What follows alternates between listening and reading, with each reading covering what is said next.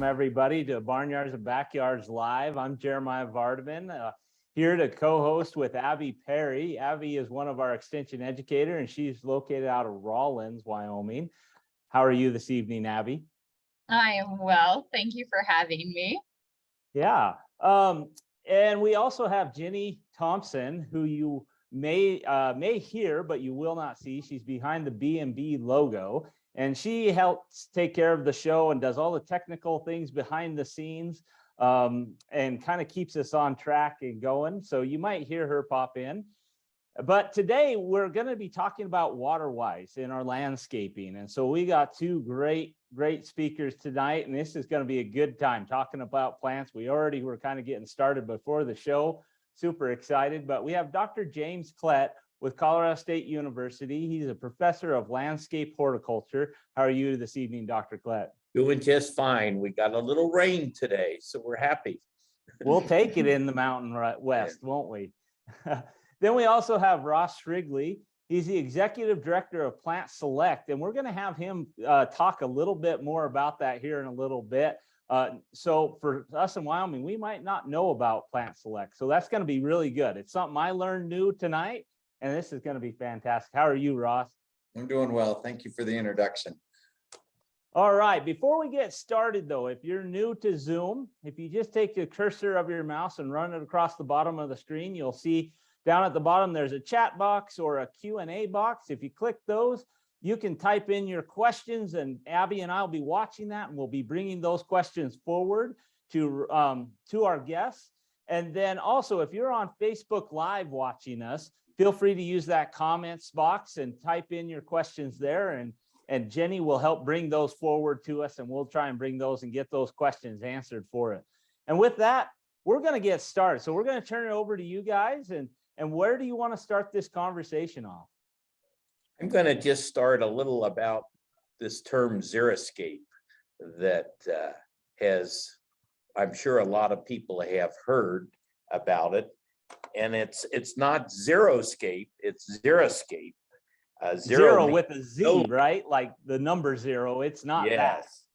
That. And it's derived from the Greek word meaning zeros meaning dry, and xeriscape stands for water conservation and landscaping. And tonight we want to talk to you about how these xeriscapes can be very attractive, sustainable, and very water efficient landscapes based basically on good horticulture principles. I've always been a believer that xeriscape is nothing more than really good horticulture principles, even before we had this term, xeriscape. And I'm going to go through just a couple things, what you might want to need to do if you're going to put together a xeriscape landscape. And this was coined through cooperative extension in Colorado and Denver Water and other people close to 40 years ago, this term xeriscape. And it basically means that you're going to start with a plan for water conservation, beauty, and utility. And that's kind of the first principle as you have here. And in doing that, you know, a lot of people, if it's a new homeowner and so forth, you have the option then to create a base plan and come up with a drawing about this for the exterior of your building. Know the dimensions, know where there's existing trees and shrubs, and you might take a graph paper and do some design, like a little bubble design or so forth, with some of the constraints that you would have in that landscape, and then finalize the plan. But in keeping with that, you'll want to first kind of improve the soil. And if you're like in Colorado, we have a pretty diverse soil palette, but a lot of it is heavy clay. And depending on the plant type that you're putting in, you may want to have to improve the soil some also before putting into that landscape. So that's one of the things to do. And, you know, like I said, they're probably fairly low in organic matter.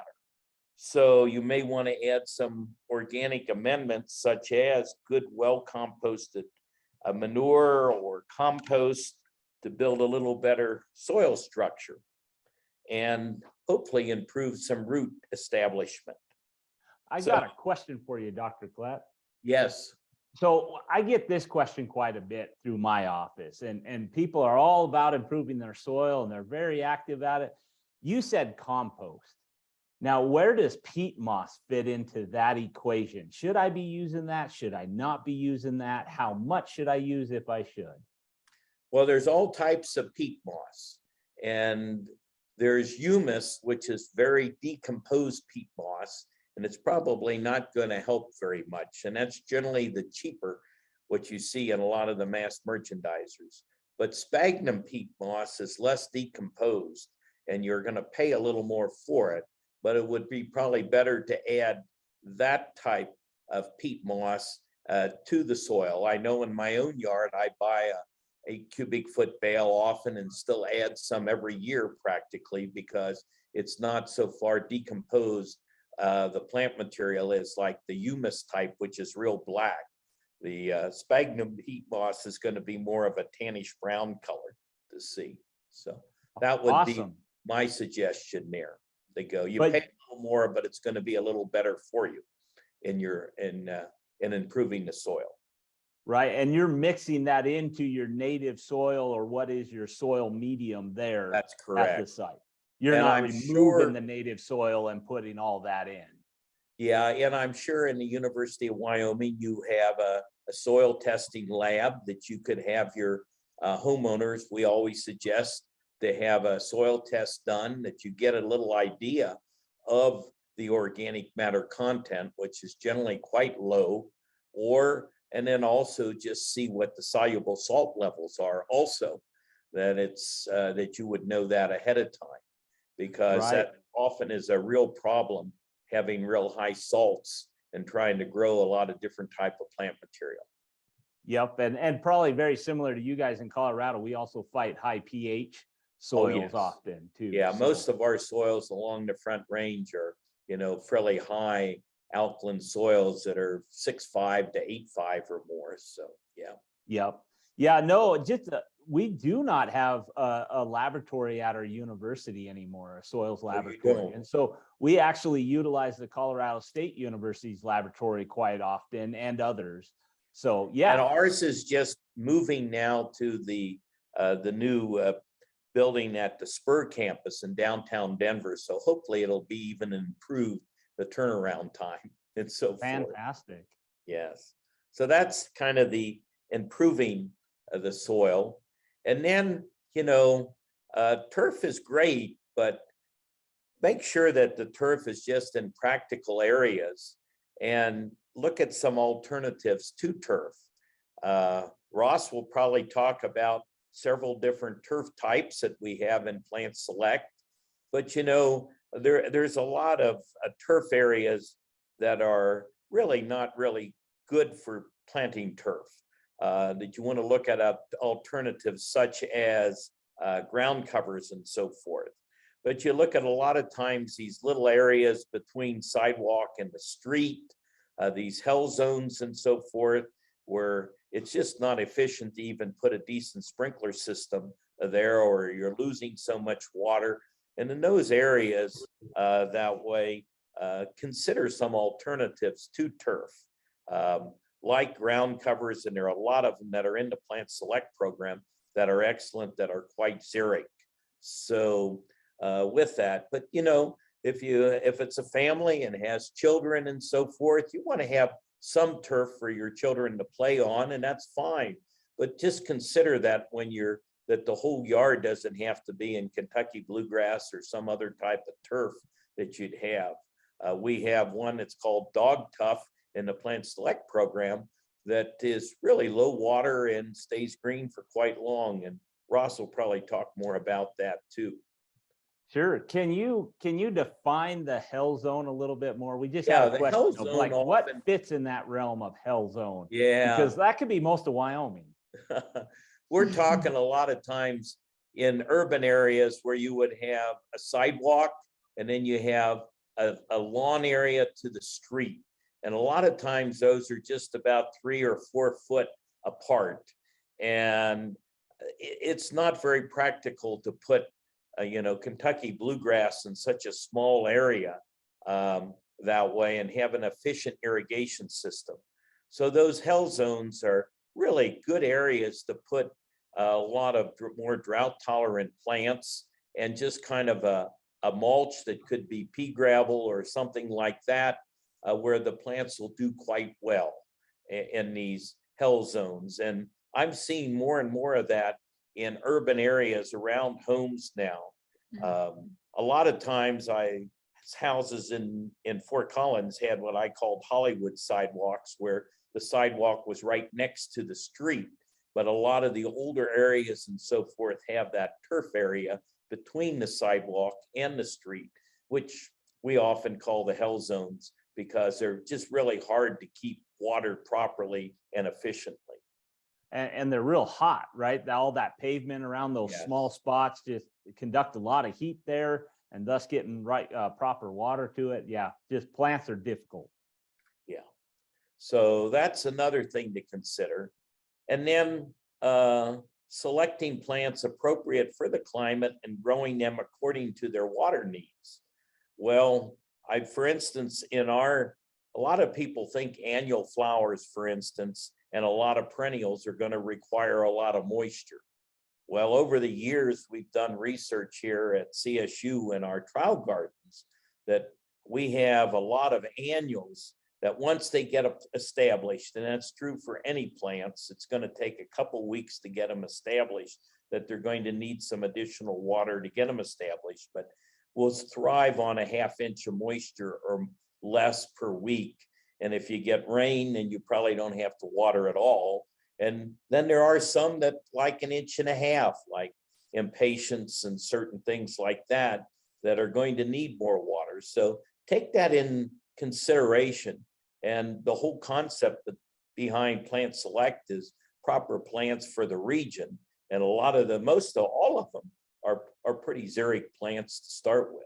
But that's important to keep that in mind when you're choosing the plants to put into the landscape. Well, and probably knowing those plants once they're in the landscape, so we're not overwatering them, right? We're trying to be water wise here. And so putting the right amount down. And I'm probably jumping ahead on you. That's very wise, yes, that you got to know what they are. And then you can zone your yard too.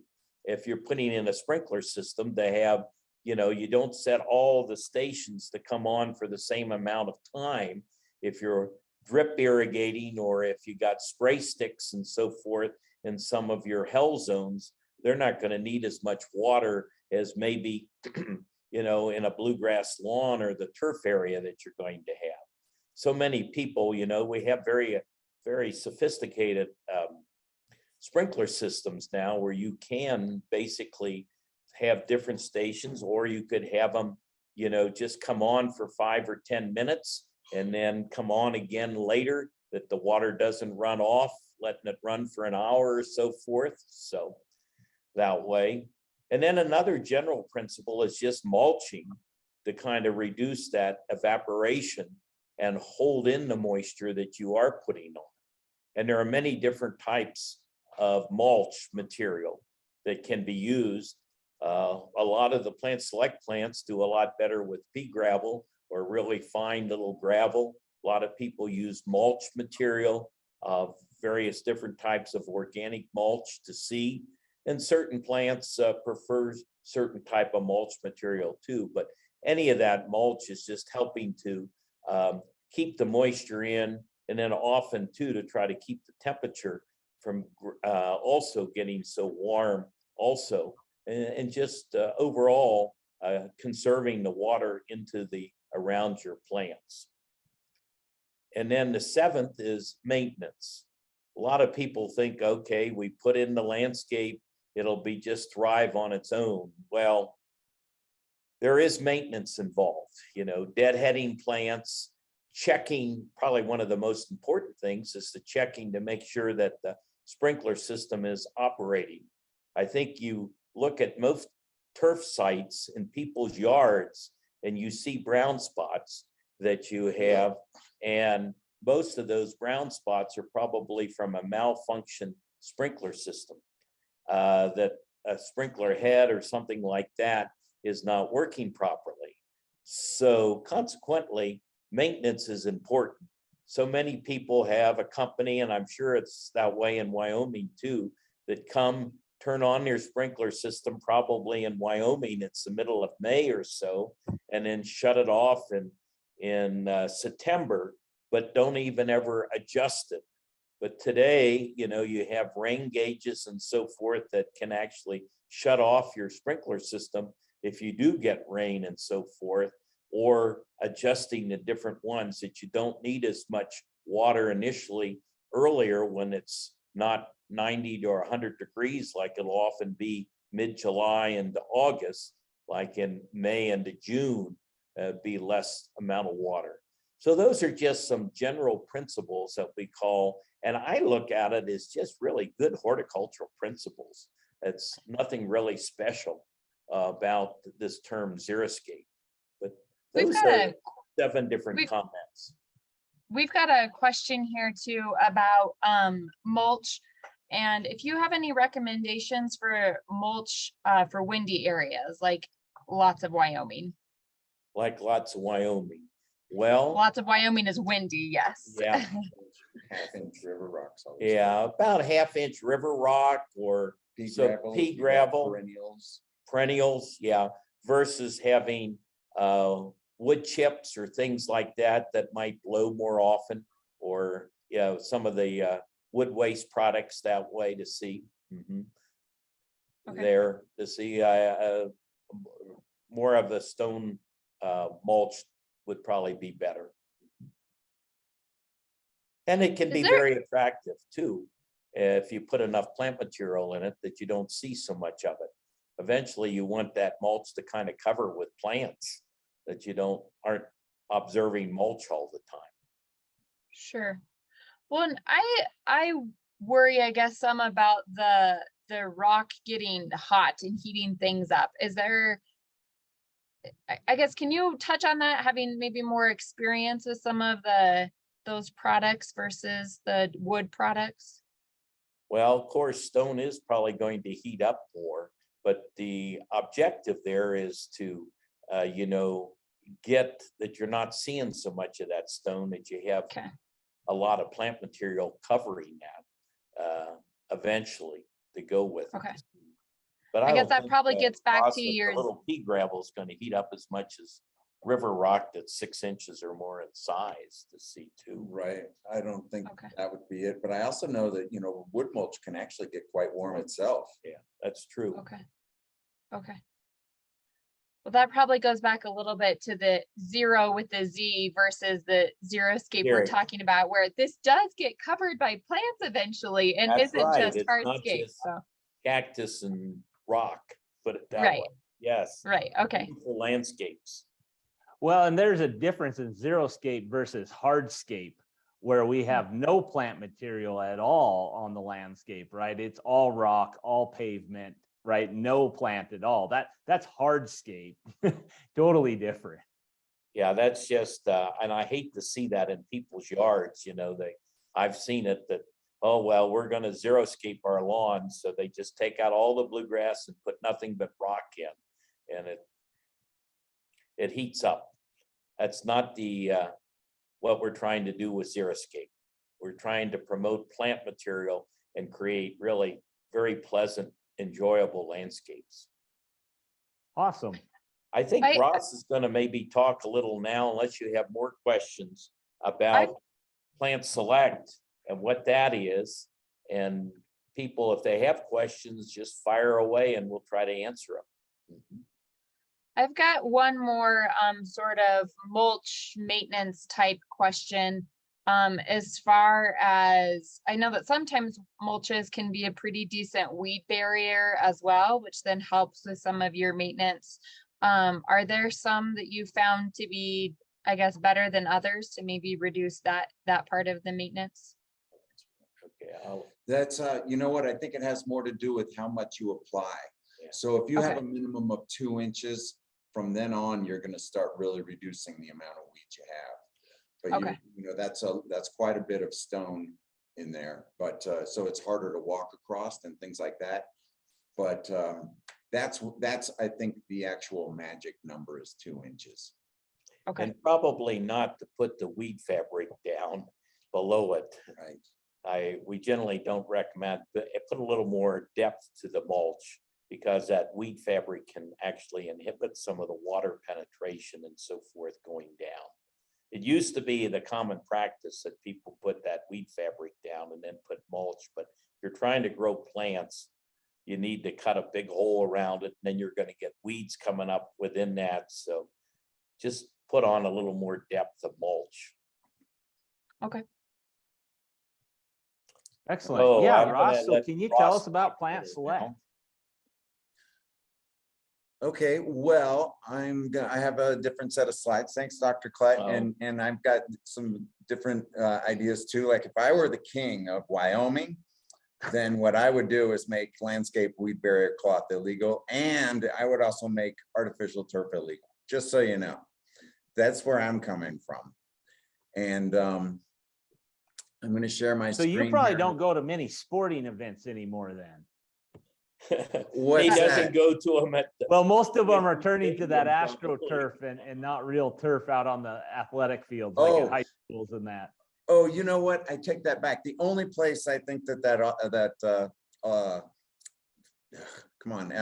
fake turf should go is underneath the warehouses, like in Laramie, where they have it in the sports arena there, but not outside. They should use Yeah. That's what I think. Are you seeing my screen? Probably not, huh? No, not yet.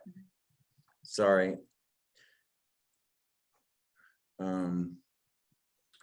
Well, now you see it, right? We can It's see the not- PowerPoint. You just need to click share like to the presenter mode. Let me share. Oh, there we go. Can you see it now? I'm sorry. It's still the Yes. same. We can see On your the- main slide and then the slides to the side. So if you hit that little, Yep, there's from the the one, beginning. There you oh, go. there you go. Looks good. It Great. looks good now.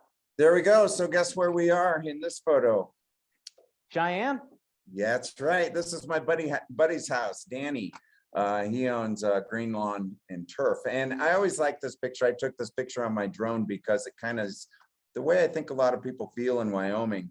You know, you've got to put this kind of Connecticut looking house with a big area of turf around it and lots of trees right there in the middle of the prairie, and maybe the urbanization will grow to it and it'll look normal. But I always give my friend a hard time. I say, you know, you should have just adopted what was there and worked with it. And then, because once you leave that house, somebody else is going to be committed to watering all those trees and all that turf.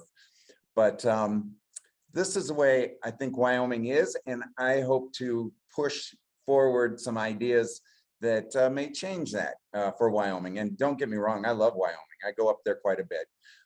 So Plant Select, though, what is Plant Select? Plant Select, at the beginning, we have a lot of collaborators, but it really stems from Denver Botanic Gardens, Colorado State University, and the green industry. And this is a picture of one of the garden centers down in Denver, Nick's Garden Center, and they have their own Plant Select area. You can also find the plants in the A to Z by botanic names, but they also feature all these plants on their end caps, and it's fantastic. So when you go to Wyoming Plant Company in Casper, all you need to do is go to, they say Plant Select, and they'll have a place for that, because Tom, he really enjoys this program. And his favorite flower, by the way, is chocolate flower. So they'll have a lot of that. Then you could also go to Landon's, and they'll have the same place up in Sheridan. But we don't have a ton of people through Wyoming, but you can also mail order them or come down to the Front Range. Fort Collins Nursery has a ton of those things. But this is where I was saying that we are a collaboration between Denver Botanic Gardens and Colorado State University. And the reason that those entities are so important is because they actually have, Denver Botanic Gardens has access to a lot of new plants from around the world.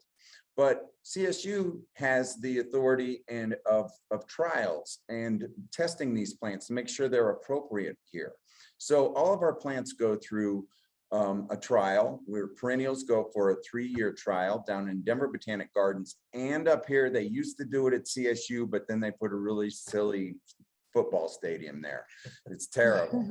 At any rate, so now CSU, what they do is they do propagation protocols to assist the nurseries growing our plants, because a lot of native plants do not like growing in a pot, and they like different soil medias and things like that. So we try to find out, or CSU tries to find out what the best way to get as many plants off a stock plant they can get, and just make those protocols as efficient as possible.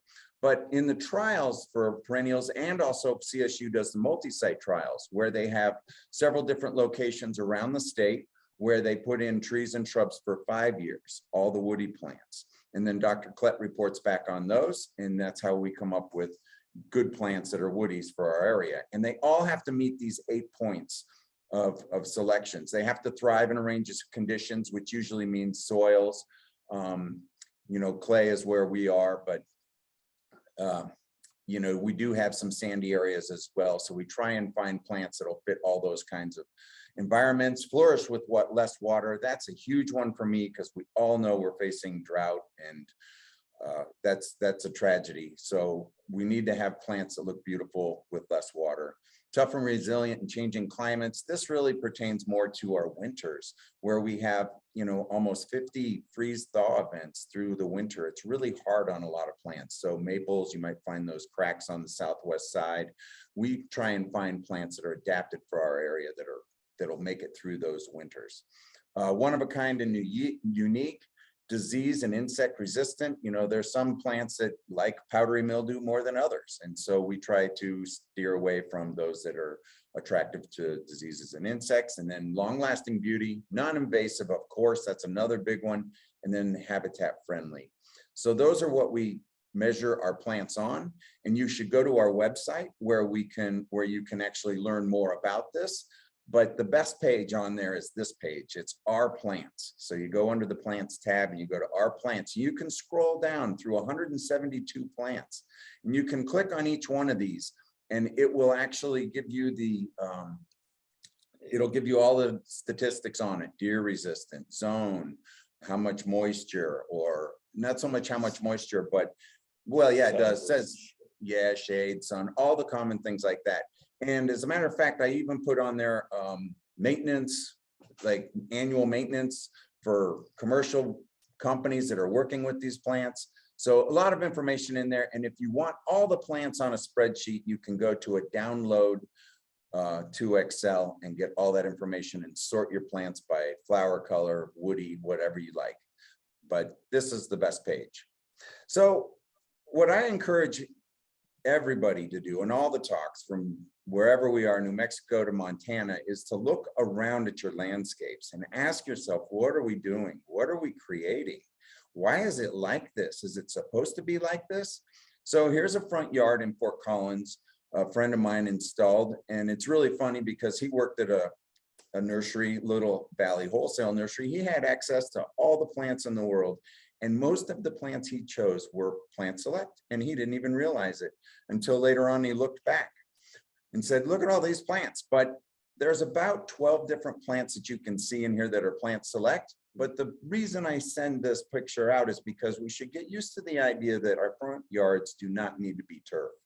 So this person, when they exit their front door, this is what they see every day. And they water this occasionally, once a month, twice a month, maybe in the heat of the summer. And this looks like this all the time. Now they're planting more plants, and they're trying to get all their plants to just touch. So this is what we should be looking for in the future. But I also thought I'd share with you, since this new style of gardening, it's called Crevice Gardening, and I think it's very appropriate for Wyoming. So Plant Select is actually having an annual conference where we're featuring one of the nationally renowned crevice gardener installation people, Kent and Seth. And so it's been on my mind. But this at home was my COVID project. I bought 13 tons of a very sandy, gritty, low organic material and built this mound and shoved rocks into it.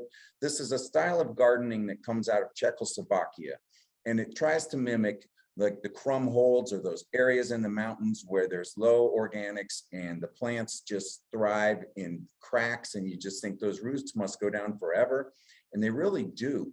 And I like this style of gardening because I think it offers a lot of problem solving in our landscapes. So this was when I installed it. I also learned I have 2 large labs that, you know, gardens and dogs are kind of an issue because they always go in there and dig. But with this kind of garden, they don't get good footing. So they never go in that garden and they don't scrape it up. So at any rate, this was my garden when I just planted it. And I will throw out the information that I bare rooted all these plants. So I bought them in containers, put them in a 5-gallon bucket, washed off all the perlite, all the peat moss, and I bare rooted them in this. So that was May of 2020. This was May of 2021. Those plants thrive in that environment. It's fantastic. I water once a week through the summer on this. And you can see there's a tree, a pine tree over there on the right-hand side that disappears in my next shot. This was 1 year away. This was 2021, exactly 13 months apart. And I didn't trim anything back, and I just let it grow wild, and it got overbearing. But some of those plants, like the desert penstemons, they loved it.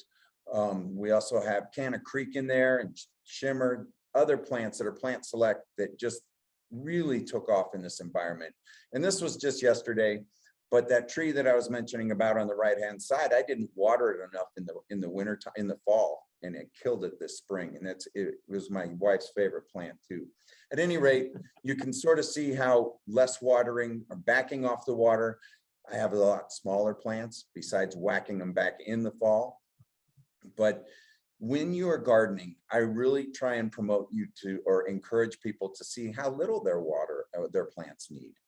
Or how little water their plants need. And you can bring them down to close to death. You don't want to go that far because you want them to look good, but you definitely don't need as much water as you're probably putting on them currently. And that's what I'm discovering, especially in something like this. Now, someone might say that this sandy— Hey, Ross, hold on. Hold on, Ross. Can you go back? So how is your irrigation system set on that? Is it a drip system that winds through there? I'm guessing you're not putting a sprinkler on top of it, but how do you irrigate that? So this used to be my old lawn, as a matter of fact. It used to be part lawn, part garden bed, but I designed my own irrigation and I knew that things would change. But these are on rotors. They're hunter head rotors that just fan spray back and forth. And so it covers everything. You really can't do a drip in there. But I've measured it, and I do about 1/4 inch of rain if I use a cup catch or catch cup, 1/4 inch of rain per water. And if I just water once a week, these things are fine. There's another incident, something that we're not really grabbing concept, or how do I say, we're learning about these gardens, is that, and it's sand does not have any water capillary action, which means that when you water the top of sand or gravel or something like that, the water percolates down and it just keeps going down. There's no organics to kind of pull it back up to the surface when there's heat on the surface. So it just keeps draining down. So when you go to a sand pile and you put your fingers in, you go down 4 inches, it's still dry. But then if you keep digging, you sort of find that it's a little wet. That's because it's all still just going down, down, down. If you recharge that once a week, you can maintain usually about a 4-inch dry area, which is essentially the mulch of this crevice garden. And the only water that's leaving this area is through the plants. And that's where you want it to go anyway. At any rate, I think that was a good question, and it's an exciting sort of topic, and I don't think we know everything about it. I was going to have a picture in here of a green roof that they just installed over at CSU, because I think a lot of the technology they're using for green roofs in that media is applying to crevice gardening and vice versa. So they're using a lot of the same plants and in technologies, and we're still learning so many things that we can do with green roofs, crevice gardens in these areas. Anyway, I wanted to throw that in just because it's super fun and creative when you build these things. This is in Zampa, the Zampa Botanic Gardens. This is actually a public, you can see the pickleball courts in the background. And this has been installed since 2014, and we do not think that the irrigation is even on there because the municipality is supposedly doing it or watering it. And I know this isn't the greatest color picture, it's because it's in one of the shoulder seasons, but it's full of plants all the time. You can have more diverse plants in a garden like this. Well, Ross, hold on a second again. Back up to that photo. What stands out to me beyond what you just said is, especially in a public area, this looks like very durable type landscape, right? Like It is you can very have kids durable. kind of run and jump all over those rocks and they might not want to, kind of like your labs, right? And so it's there, it's aesthetically pleasing, but it also kind of serves a purpose there of maybe low maintenance for a city or something like that, where they don't have to go in and keep patching sod or something like that. And then low water maintenance, hopefully too. You're exactly right. And it is interesting. I visit this garden quite often and I have not seen any damages there. It's you know, it's by the pickleball courts where there's elderly people playing. But I do know in Cheyenne Botanic Gardens actually has one of the largest crevice gardens around, and they had to put up a sign up front that said no mountain biking. Because the kids were Of going course. through there. That would be a mountain bike hill for any Wyoming town, especially Cheyenne, right? Right. Yeah, we And then- have a kind of a crevice garden on UW campus in front of our half-acre gym as well. So they're starting to kind of pop up all over the place. Oh, that's great. That's great. Well, I also think that, like you said, once the plants start to fill in too, people recognize that it's not for that activity. That Yeah. was when it was first planted. Well, and if you start getting a little abuse there, you probably could change that plant out with something a little pokier and it would probably stop. Some cacti. That's right. I love pokey plants. That's the best. Anyway, I had one more example here at Denver Botanic Gardens where you can see different scale of rocks that are sort of, you know, both of these are sort of crevice gardens, but you can put in larger plants with bigger rocks, you know, or go down to really tiny plants by putting the smaller rocks closer together. But I love it. But this is an example of what not to do. This is the xeriscape, right? It's close to that. And so I show this picture so that when people see these kinds of landscapes, they should say, well, that's not it. That's not what we're looking for. We need more plants to fill in the area. This may suggest that it doesn't use as much water, but really what it does is just implies that you don't know what you're doing with water. You should have it covered up with plants and reduce the water on those plants that are appropriate for that area. At any rate. So this is that xeriscape with the Z, right? Yeah. This is what we don't want. Yeah. That's right. Now, we won't throw the University of Utah under the bus, but I put their name on there because that's where I took the picture. So anyway, this is now we get to the plants part. This is where I wanted to come into, and these are great all Wyoming plants. Oh, I did have one other thing to say about that crevice gardening. Did you know that Wyoming has more genus of alpine plants than Colorado? You know, Colorado has a better tourism board that markets our alpine stuff, but in reality, Wyoming has it. And there's droves of people in rock gardening groups that go to the Bighorns and things like that, looking at those plants. So I think that crevice garden style is really, really extra appropriate for Wyoming. And these are some of the plants that you could actually use on the fringes of those. This is a very drought tolerant Erodium Chrysanthemum. This is a golden cranesbill, and it has a beautifully wonderful dissected leaf that's wonderfully textured. It's very soft, and it blooms just this pale yellow flower all summer long, all the way to winter. So it starts now, it'll have kind of a heavier flush in the spring, and then it peters out, but it can have fall colors of orange and yellow and red. And the one picture on the left is actually at my house in my hell strip or hell zone, in where it gets no water at all. So these are very tough plants, and this one can take full sun or it can take full shade. This is one of the most adaptable plants you can find in our selections that's hardy enough for Wyoming. It'll get about 1.5 to 2 feet wide, and then it probably only gets about 10 to 12 inches tall. So it's one of my most favorite plants. Just a quick question on that. Dr. Klett, you mentioned this in your presentation, and Ross, you just mentioned that this gets to 1 foot to 2 foot wide, if I understood you correctly. So when I'm planning my design and planting this plant, is that the spacing I need to put between 2 of these plants, so to speak, so they're just touching, not crowding? That would be a good rule of thumb. Yeah, to take a look at the ultimate width that you would get on these plants. And unless, because some people don't want to wait that year or two, then they always overplant things. And of course, the nurseries love that because they sell more plants, and Ross likes it because we sell more plant select plants.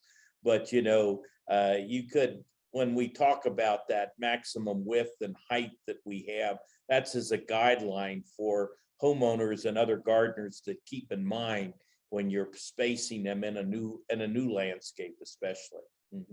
This one also holds, I mentioned to Ross, some evergreen foliage too, so it looks fairly decent in the winter months too, which, you know, they can be kind of long, especially in Wyoming.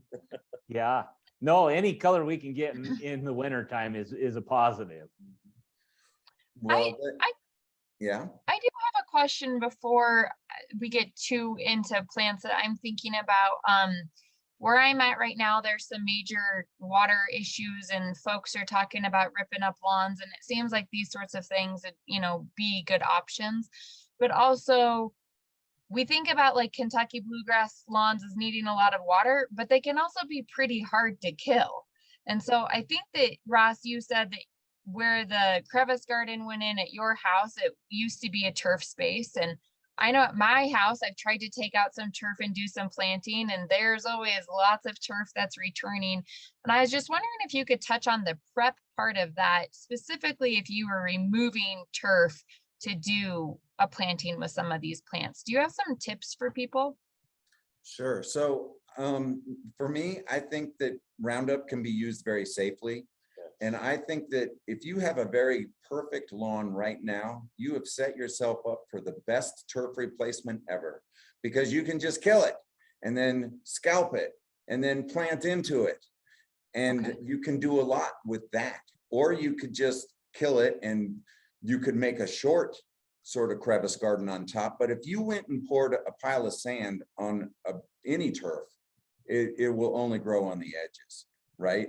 So it just can't get up high enough on there. And so there's different ways to, you know, you're planning. And then, like I said, a lot of people, I get questions, how do you kill turf without using Roundup? And that's the hardest thing. And I do not recommend, really.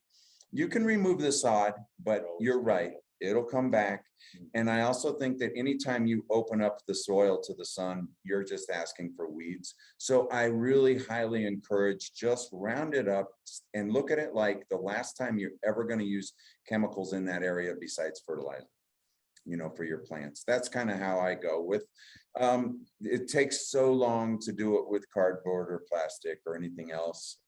I also think that, well, yeah, Roundup it can be done safely. So there you go. Well, and usually you it's do that in the early spring before pollinators are out and a lot of critters are out eating. and usually when you do it, if you do it appropriately, the right timing, the right application, everything done, it's a one-time application, and you're moving on doing what you need to do, right? Now, you mentioned one thing, Ross, when you're talking about what you would do, you mentioned scalping. Can you explain what that would be? So for me, scalping is, you know, when your lawn is green and you take it from 4 inches down to 1 inch, that could be a scalp. But what I mean scalping is getting a weed whacker out and going a little bit lower than your mower actually goes, so that it's easier to dig in, you know, in dead areas. You could also rake it if you wait long enough and those things will just break off, but you don't want to have 2-inch tall dead grass to plant in. You want to take it down and have it a little more manageable, and then remember to put your mulch on top of that and make it, you know, 2 inches thick. Basically try and get down to the crown of that grass and then build your mulch up. Yep, almost to the crown is almost there, because once you, like say, once you get to the dirt, then you've got opportunity for the seed bank to come up. So I kind of use the dead turf a little bit as the mulch for a little while. but Excellent. so, Wait, yeah, good Now the question. fun stuff. Yes. Holding us back, Abby. Gosh. So then there's another plant. There's another plant that'll do well up there. And I know that Wyoming Plant had it. They used to carry it, but this is the Penstemon cambii. This is mountain lover. And it's really interesting because this plant is native to the Appalachians. And it's been growing in Denver for many, many years, but it is a broadleaf evergreen. The leaves are only about a ½ inch long, and they kind of they're a little scalloped with points a little bit if you look really closely. The flowers are insignificant. You don't see them at all, but this broadleaf evergreen can take, it can take full sun, minimal water. It does need some water, but it's green in the summertime and then can turn a purple in the wintertime. It can also take shade. So this is a fantastic option for filling in spaces that offer you something in the wintertime by the house, or just, in general. You can use them as just acres in your garden, like spots to laid out with design. They would just secure the whole area as a design. Anyway, structure. So this is one of my favorite plants. It's a very slow growing plant. It gets to about 10 inches tall, and then it'll creep out slowly. So I would pack these in with a lot of them very close together. And Dr. Klett, when you were talking about measuring how wide the plants are, it's very important to go by those details with woodies, but with perennials, not so much. Personally, I'd like to plant smaller perennials, like not just a gallon to fill up the space. I'd plant 3 little 2 1/4 inch, just larger than ours, and let them clump together, because they can do that. And if they're a problem for one another, they're easy to pull out, whereas woodies are not, Anyway, this plant is a fantastic winner. You should look for it. I think you can buy it at High Country Gardens online as well. This one was the Silverton blue mat Penstemon. I'm going to move on because I think this picture's Hold terrible. on, Ross. We got a question. Okay. We got to define woodies. Oh, Dr. Klett. yeah, perennials are generally thought of a plant that, will last 3 to 5 years, maybe longer than that, dies back to the ground. But a woody plant would be trees, shrubs, that would actually have woody stems, not tender stems to die back to the ground. Your shrubs, your trees, your evergreens, all of those are considered woody plants, not something that's going to naturally die normally, when the weather gets cold, but still come back year after year with a herbaceous, versus an annual just goes from seed to seed in 1 year and totally dies, could reseed itself to go. Awesome. Thank you. Now let's go on. Okay. At any rate, I threw this in there because it was another crevice garden plant, but the picture's so bad, I want to keep moving on. It shows a bumblebee in the middle, but this is a native plant to Colorado. You can see the native side on the left, but it's blooming right now, and it's kind of a soft purple blue flower, and it just fills up. These stems are short to about 10 inches. It forms a nice little clump. And then the leaves of this plant are actually sort of short little pine needle looking in appearance, but they're very soft. But this is also a plant where if you were to cut the flowers off in the fall, it will stay green all winter. Yeah. So this is another evergreen perennial that's just really cool. Evergreen herbaceous. It's a great plant, and it's small. So you can put in a lot of them to make a very nice soft textured bed of them. And then here's another plant that is native to Wyoming, and I have high hopes for this. This is Wagon Wheel Blue Mat Penstemon, Penstemon Suspectosis. And the flowers, you don't get it for the flowers, even though if you look closely at your screen where that cat is, you can kind of see the little purple flowers in there. But it is just basically a mat on the ground, and it's pretty aggressive, and it will keep growing out. Little leaves are scalloped, and they're dark green. The flowers come out underneath the leaves, but it's a wonderful, wonderful lawn replacement. And I would plant a lot of plugs of these if you needed to. It's zone 4. You're going to be fine having it up there, and it's very drought tolerant as well. Like I say, when you tell people don't water at all, it's a scary thing. But if you tell people to just water once a week, it's digestible. So start watering once a week, and then we'll work back from there to, every other week, or, And initially, you may have to put on a little more to get them established. That's one thing I really like to say to people, initially, especially if you're transplanting or dividing things, they're going to need a little more moisture initially for the first couple weeks, and then, go down to your ½ inch or less per week, which you need on these. Sure. Jenny just put in the chat box that this Penstemon can burn back in winter in very windy areas, but it regrows really nice in the spring. if you put it on the east side of the home, is that where it is? Jenny, do you know? Oh, at any rate, I'd put it, actually, it does prefer more of a part shade area or under trees or something like that. And so that's a good point. I have it in various areas. So basically my house is outside of town and we're basically a wind tunnel all winter long. So it burns back a bit, but it regrows very nicely. It's a very nice plant. Oh, good, good, good. This is another favorite of mine, and it's kind of a one-dimensional sort of a plant. It blooms in the spring, but when it blooms, it'll knock your socks off. So it's absolutely gorgeous. This is Thermopsis Lupinoides. We do have native Thermopsis throughout the Front Range and in the US, but they kind of creep and they can seed around. This is from Siberia. It's like a zone 3 plant. If you water it, it can get 2 to 2.5 feet tall. If you minimize your watering, it'll only get to about 15 inches. So I don't water mine, so it stays short. But when it blooms is the key, because in the spring, you think, oh, I can't wait till flowers come, flowers come. Well, this is one of your largest early blooming perennials ever that'll just put on a show. And it seems to know exactly when to bloom. You think, oh, we're gonna have a snowstorm and it's gonna crush it, but it doesn't. It'll open up right after it. And the only way you learn that is by buying a few. So just give it a try.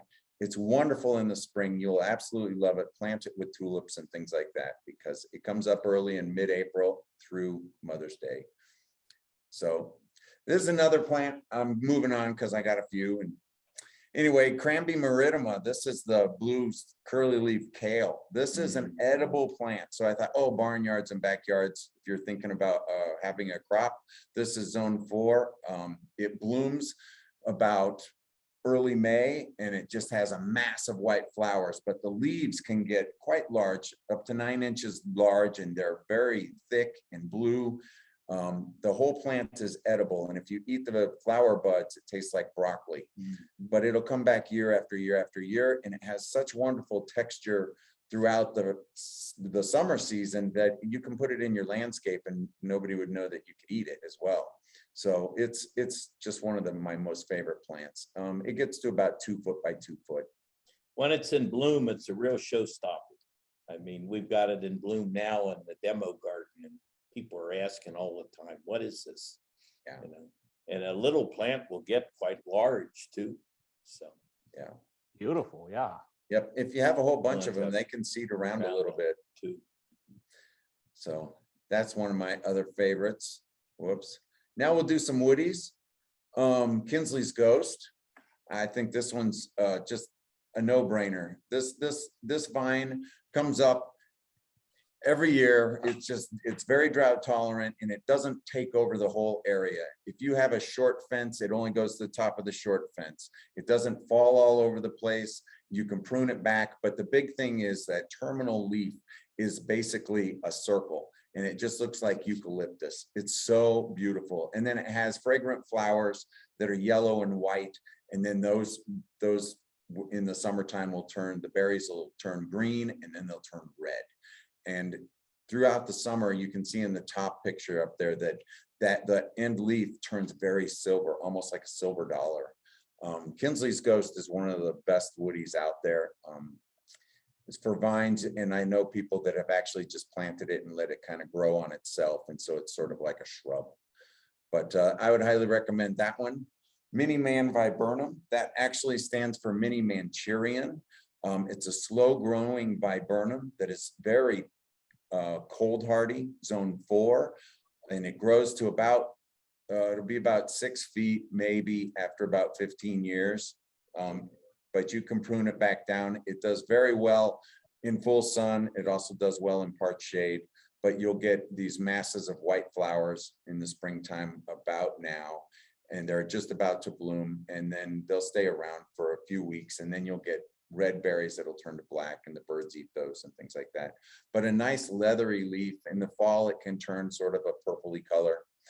And it really stays as a mound. I've seen it in our woody plant trials after 10, 12 years. And it's just a nice, and they've never been sheared or pruned. They just stay pretty dense over all of the plant growth. It's quite nice. We have a question for you, Ross. Will most of these plants work in northern Wyoming? What's that? Sorry, will most of these plants work in northern Wyoming? Yes, Yes. that's why I picked them Didn't this all. come from Montana? Hard. Not this one. I don't think this came from Edwinburg. Here's another zone 4 plant. This should do wonderful for you. As a matter of fact, I should have put the picture up from Billings, Montana that has them. This is the Buddleia alternifolia, silver fountain butterfly bush. Incredible plant. So most people are familiar with the David butterfly bushes that have these long conical sorts of flowers. This one flowers at all the nodes down the stems. Now this is the difference with this butterfly bush is you have to prune it like a lilac, like right after it flowers. If you're going to prune it, you don't want to cut it to the ground in the spring like all the other butterfly bushes. You will never get flowers if you do that. It only flowers on old wood. So anyway, it's going to be blooming here in another week, and it can become a very large shrub, like 10 by 12 feet wide. Wow. And the foliage is a very silvery light green. The bark is exfoliating. It has a very elegant sort of presence in the garden, and you can prune it up just like you see here when you can plant more things underneath it. But if you don't, it'll take up a large portion of your yard. It's also very drought tolerant. I think more drought tolerant than the David butterfly bushes. Yeah. Those Buddleia Davidii, you know, there's a big push on the buzz, and I don't know. There's a lot of other butterfly bushes out there, but this one is just spectacular. And it blooms for, I don't know, maybe 3 to 4 weeks. Yeah, 3. But then you don't have flowers on it after that, but you do have that nice silvery gray foliage on it also after they get done blooming. Yeah, that's a fantastic plant I'd look for. And I threw this one up there just for Donna Hoffman up in Casper, because, you know, they used to have one of the best examples of this blue velvet honeysuckle there. And I think they may have only one left. But the person before Donna in that position, Tom, he thought that this could be a Wyoming windbreak. Now, I think it's pretty close to that. It is very, very hardy. It's very drought tolerant. And it has very small leaves that are just about an inch long, and they're sort of oval. And then right now they bloom this honeysuckle pink flower that's just masses of amounts of pink, and it doesn't get aphids, it doesn't get diseases, but it can get up to about 10 feet tall, and then it can spread out even wider if you don't prune it up, but it will also slowly sucker out. And I think that's why Donna pulled it out of the garden where I knew where it was because it had suckered several times, and there was about 5 different plants that were taken over the garden. But I put this in there. It's a hard to find plant, but Fort Collins Wholesale Nursery will have 600 of these, I believe, here in a couple years. So that's a good thing. One other thing about this honeysuckle, way before Ross was here, I've been here a long time, but the Cheyenne Research Station, that was the old horticulture station, one of your horticulturists that is no longer with us, it gave a lot of cuttings to me. And this was, we lined them out at our, well, we called it then the Hort Farm, but it's now Arctic South. And this one stood out, this blue, and that's why it was called Blue Velvet that came. So it's very cold hardy and very windy, wind tolerant also. So I agree with Ross. I think it's a great shelter belt plant. And we have it in the Plant Select Garden in our Arboretum, and it's coming into bloom now, and it's beautiful that way. So it's wind tolerant and drought tolerant. That's plus what we green need here. flowers and some fruit on it also, and good foliage. A lot that you can ask for in a woody plant you have right here. Yep, thanks, Dr. Klett. That's fantastic, because I forget. Yeah, it came from the Cheyenne Station. Yeah. This is another plant that's native up towards Idaho and California in the mountains. This is Fern Bush. This is another spectacular plant. The leaves are dissected. Let me say, oh, 7 o'clock. This will be my last plant then. So this is the plant that, you know, when you get a ton of marketing out there saying you should put in hydrangeas. Well, I've come up with a better term for this fern bush. I'm calling it the Western Hydrangea. Yeah. Why? Because it actually blooms about the same time that hydrangeas bloom. Come 1st of August, you're going to have these big panicles of white flowers, clusters of little flowers, and there are more insects and pollinators on that plant than you can count. It is amazing. It's completely entertaining. It's perfect for kids to watch bugs. You'll find earwigs, predatory spiders, wasps, fleas, bees, bumblebees, all of them, I swear, are attracted to this plant. Now it can get quite large. It can get 7 feet. And this is one plant I really kind of encourage yearly shearing. And the reason is that if you don't do it, it becomes very open and it just doesn't look that nice. But if you shear it and increase the branching every year, then you're going to have a nice round shrub, just like you have in this picture here. But this is a zone 4 plant. It'll do fine up in Wyoming. It's fantastic. As a matter of fact, I'm sure it's in Casper, that garden there. So wonderful plant. Oh, and that was my last one, wasn't it? Or should we end on the Cheyenne Mac Orange? Sure. Gosh, there's so many great Wyoming plants. I don't know why your gardens aren't just spectacular. Jenny's not going to let you off the hook. So yeah, go ahead, go through this one. We got a little time. It's not a problem, but, Yeah, but this Jenny also would came really from like you to Cheyenne cover Research the Station. Grand Mesa. Yeah, Penstemon. Glenn Howard up there, you know, he told myself and actually another person from the Fort Collins Wholesale Nursery, he had a whole row of these mock oranges, Philadelphus, but there was just one that kept coming back year after year after year with beautiful scented flowers. And that's where it came from, this Philadelphus lewisi, and Plant Select put this Cheyenne name on it because it came from the Cheyenne Research Station, the old USDA station now, which is now part of the Cheyenne Botanic Garden. And it's going to be coming into bloom here probably this week or next week. Yeah. Really nice scent. It's the best mock orange, I think, for this region by way far, with the flowers and the scent and the number of flowers that you have with it, and cold hardiness, definitely. So I have to point out something here. I grabbed this slide and I meant to grab the other slide, but there's 2 different plants on here. There's the one on the left that's the Cheyenne mock orange, and it gets huge. It can get 7 feet tall and 6 feet wide. The one on the left is another branded mock orange that doesn't live as long. It's a little more smaller, and it does have double flowers. But the Cheyenne mock orange is the one that you're going to want, because I don't think the snowflake will actually is live up there.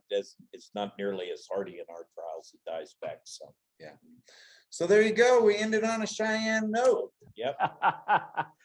Well, Jenny wanted you to talk briefly about the Grand Mesa Penstemon, if you could.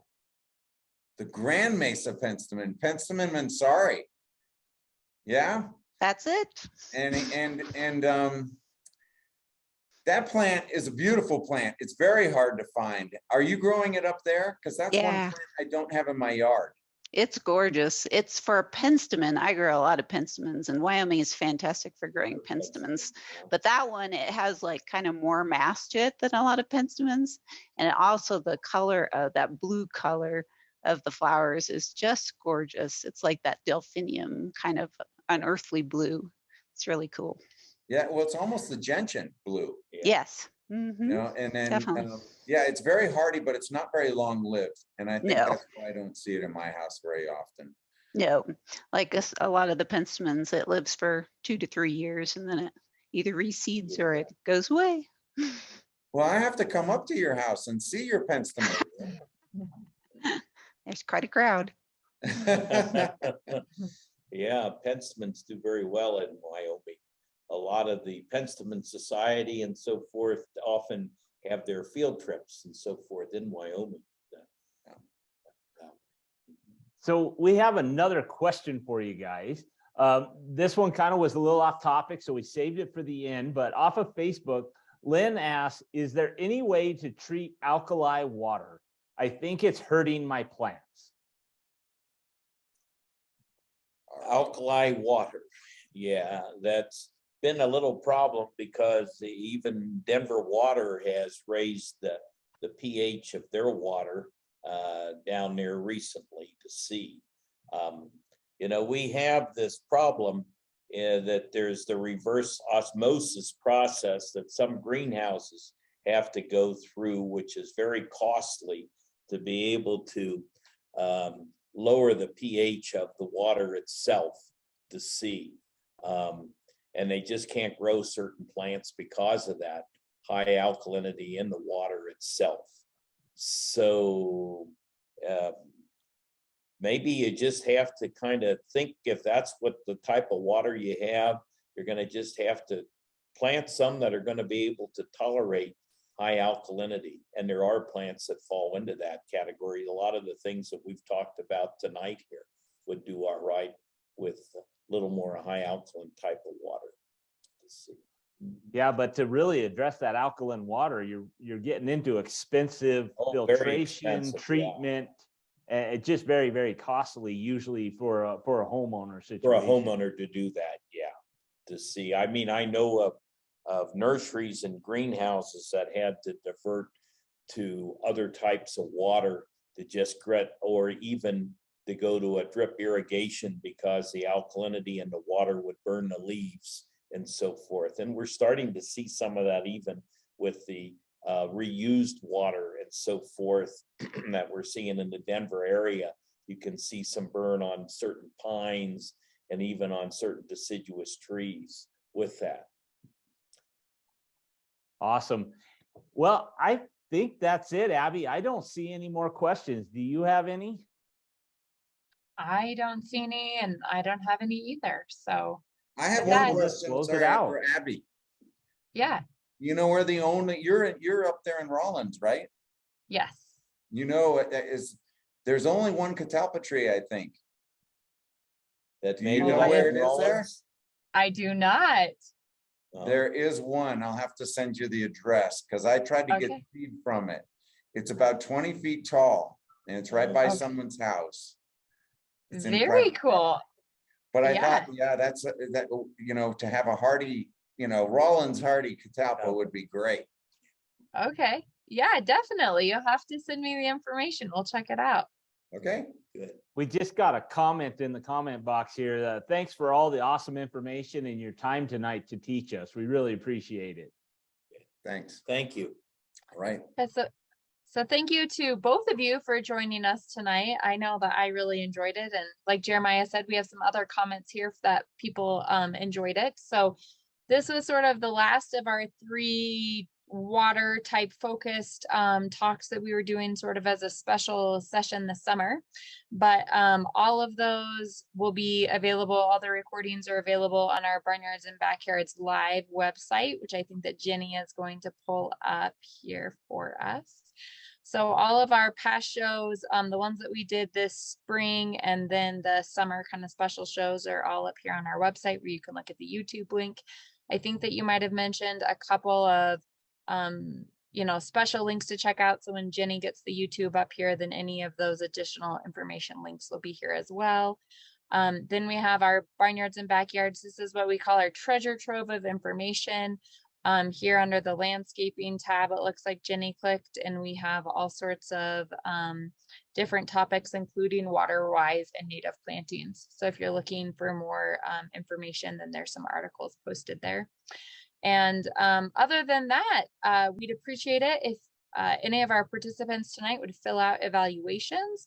I think if you're on Zoom, when you close out of Zoom, then the evaluation will pop up. And if you're on Facebook, then Jenny will post that to the link. So that just kind of helps us guide future topics and give us some feedback on the show tonight. So And with that, did I cover everything? I think so. I think we're good. Thank Okay. you, guys. Really Thank you. appreciate it. It was Yeah. a fantastic show. Thank you so much, Abby. Good night, everybody. Good Good night. night.